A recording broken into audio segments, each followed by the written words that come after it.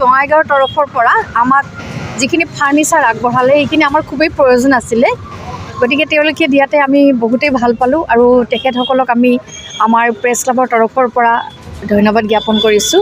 আমি আশা ৰাখিছোঁ ভৱিষ্যতলৈ এনেকৈ আমাক সহযোগ তেওঁলোকে আগবঢ়াই যাব কাৰণ আমাৰ ৰাইজৰ সহযোগ অবিহনে আমি আগবাঢ়িব নোৱাৰোঁ আমি ৰাইজৰেই মানুহ ধন্যবাদ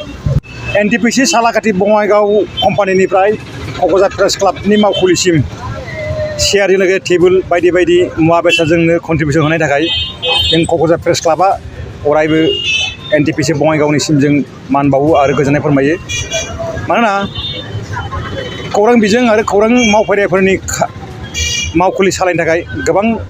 बुस्थुफोरनि गोनांथि जायो बे गोनांथि जानाय बुस्थुफोरनि सोमोन्दै जोङो NTPC बङाइगावखौ थांनाय मास मोनसे सिगां जों खावलायदोंमोन बेबायदि दिनै जोंनि मावखुलियाव NTPC बङाइगावनि एक्जिकिउटिभ डाइरेक्टर सुब्रत मण्डल आरो बिथांनि जानाखि स्टाफफोर मावफारियाफोर बिबानगिरिफ्रा फैनानै जोंनि मावखुलियाव फैनानै जोंखौ बेबायदि मदद होफैनो थाखाय जों थेंक इउ होयो आरो आसा खालामो फैगौ समाव NTPC आरो जोंनि ओनसोलनि बायदि बायदि कम्पानि सरकारि बिथिंफोरनिफ्राय खौरांगिरिफोरनि मावखुलि दैदेननाय आरो नांगौ जानाय मुवाफोरखौ जों समाजारि बिथिंनिफ्राय जों मदद मोनगोन आरो बिनि थाखाय जों आसा खालामो फैगौ समाव खौरां सिबियारि आरो बायदि बायदि कम्पानिफोरनि सोमोन्दोआ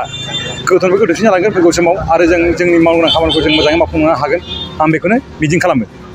गोजोनथाव खौरां गोसो गुदुं फरायसा एबा सुबुंफोरनि थाखाय टारगेट कोचिं इनस्टिट्यूटआ बेसेन गोसा सुबिदा लानानै फैदों जायफोर बिथांमोना banking railway SSC insurance defence Assam police बायदि आनजादनि थाखाय साखाफारा जानो मोजां खाबु मोनाखै बैसोरबायदि फरायसा एबा सुबुंफोरनि थाखाय मोनसे मोजां खाबु सौफैदों बरपेटा रोड विशाल मेगा मार्टनि साखाथियाव थानाय आमतलाव बे टारगेट कोचिं इनस्टिट्यूटखौ खुलिनाय जादों आथिखालनि साख्रि मोनै आरो बेकार जेंनाखौ नोजोर होनानै बे टारगेट कोचिं इनस्टिट्यूटआ सोलोंसाफोरखौ गोबां गियान होनो थाखाय राहा लादों बे टारगेट कोचिं इनस्टिट्यूटआव सोलोंथाइ होनो लानाय आयदाफोरा जाबाय बेंकिं रेलवे SSC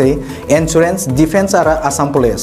जायफोर सोलोंनो गोसो गुदुं बिथांमोना टारगेट कोचिं इनस्टिट्यूटआव मुं थिसननो एबा गोबां मिथिनो थाखाय 8134097059 एबा 8638961177 जानबुं नाम्बाराव जगाजग खालामनो हागोन गोजोनथाव खौरां आसामाव थानाय बयनिख्रुइबो साबसिन सोलोंथाइ होग्रा मिरुफोरनि गेजेराव टेक बुस्टाराबो गंसे क'क्राझार जिल्लानि सिङाव थानाय CST फिसारि मावख'नि साखाथियाव थानाय खारगावआव बे टेक बुस्टारा दङ बेयाव बयनिख्रुइबो मोजांसिन सोलोंथाइ आरो नेम सोलिनाय गोग्गो थाखो खथानि सुबिदा दङ सारा भारतनि गेजेराव सायख'जानाय बायदि सोलोंथाइजों सोमोन्दो थानाय फोरोंगिरिफोर दङ टेक बुस्टाराव प्रोफेशनेल जार्नालिस्ट आरो टेकनिकेल कर्सफोरखौ होनाय जायो 24 घन्टा रैखाथिनि थाखाय मोजां सुबिदा आरो टेक बुस्टारा नोंथांमोनखौ सौहैहोगोन नोंथांनि थांखिसिम टेक बुस्टारा नोंथांनि सिमांखौ जाफुंसारनांगौनि थाखाय गांल' नङा साहस आरो गोहोबो होगोन सोलोंथाइ लाखांनायनि उनाव 100% प्लेसमेन्टनि खाबु दङ सोलोंनो गोसो गुदुं बिथांमोना 9395695095 जानबुं नाम्बाराव जगाजग खालामनो हागोन